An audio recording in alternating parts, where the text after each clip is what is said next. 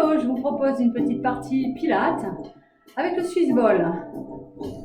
Allez, prenez votre ballon. Allongez-vous sur le dos, inspirez, expirez, engagez le périnée. Arrondissez votre dos, allongez-vous sur le dos. Et retrouvez la position dos neutre. Allez, inspirez, ouvrez bien la cage thoracique. Et expirez. Rentrez le nombril, engagez le périnée. Inspirez.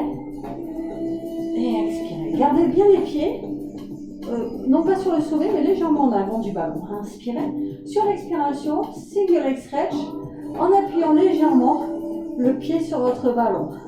Inspirez, je me recule un petit peu, et expirez. Inspirez, ramenez votre ballon et changez de côté. Inspirez et expirez. Allez, continuez.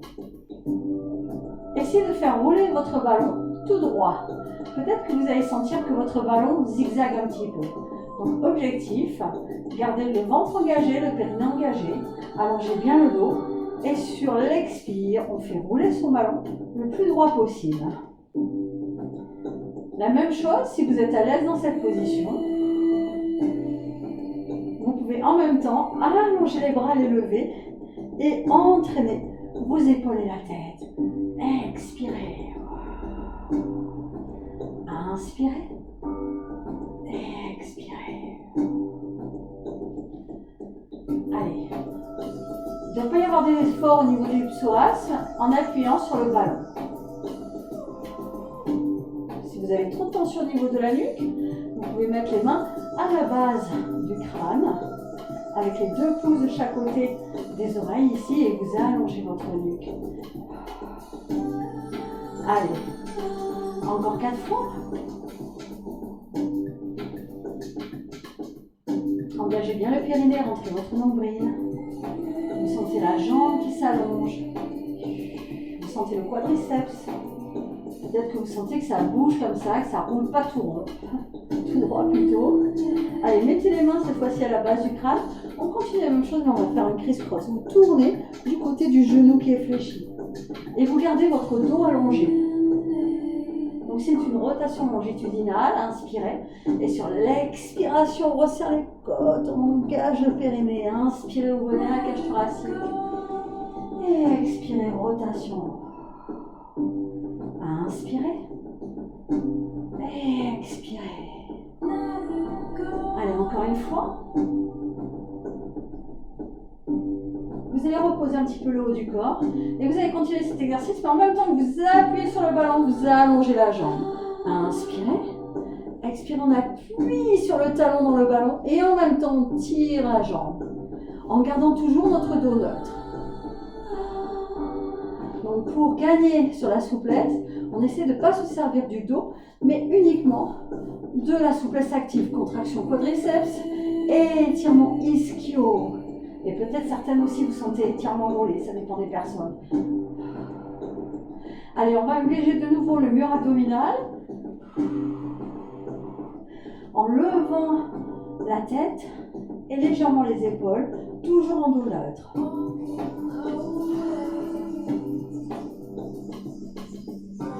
Si vous sentez bien dans cette position, tout est relatif dans le bien, vous tournez vers la jambe qui est vers le plafond. Et vous inspirez, vous revenez. Si vous avez besoin de faire plus lentement, n'hésitez pas. Faites pas votre rythme de respiration. Expirez, engagez le périnée. Inspirez, relâchez le périnée. Et expirez. Inspirez. Et expirez. Inspirez. Expirez. Allez, une dernière fois de chaque côté. On essaie d'allonger sa jambe.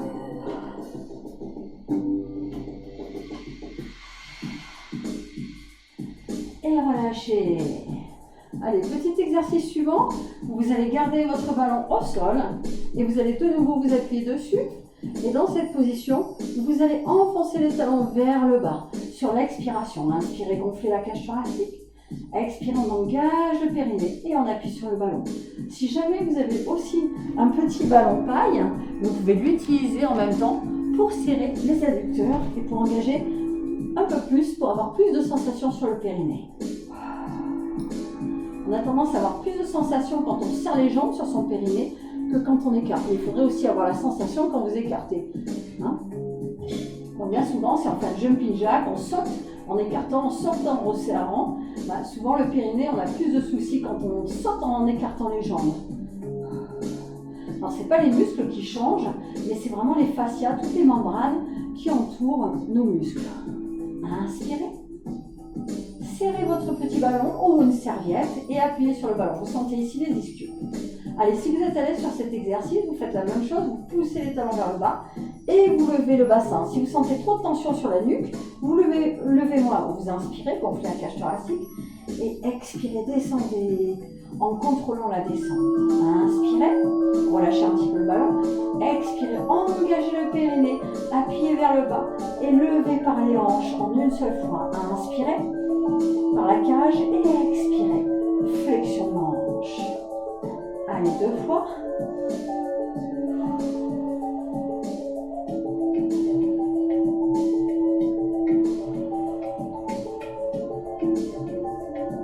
Encore une fois.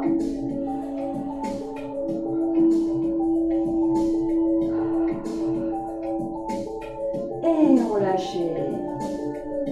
Mettez les jambes sur le ballon maintenant. Et vous allez garder les bras en croix. Et tout doucement, vous relâchez les jambes. Vous les faites passer d'un côté à l'autre. Vous sentez peut-être étirement déjà dans la fesse, dans les obliques. Vous gardez les bras au sol. Et vous relâchez.